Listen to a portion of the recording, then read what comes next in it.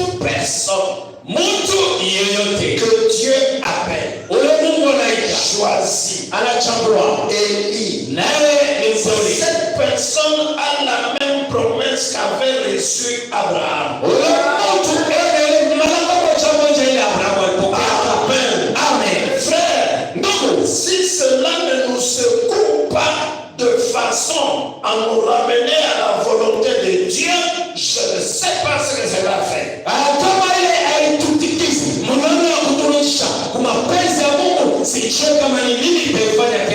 Et il a ajouté, vous êtes la semence d'Abraham. Ce n'est pas ce que vous faites qui compte.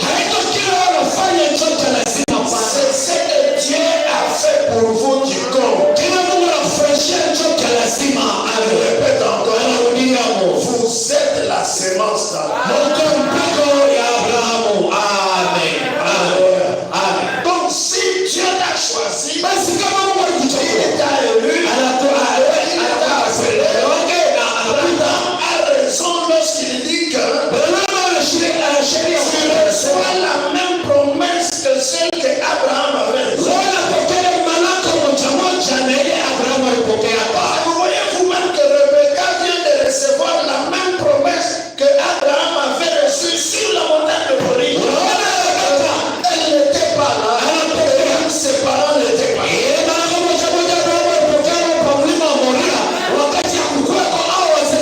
Mais ses parents lui disent ça. Ils étaient au moins par le Seigneur. Amen. Alléluia. Amen. Donc le prophète a raison. Il dit que vous recevez la même promesse que celle que Abraham avait reçue. Amen. Amen. Je vous ai encore lu au paragraphe 46.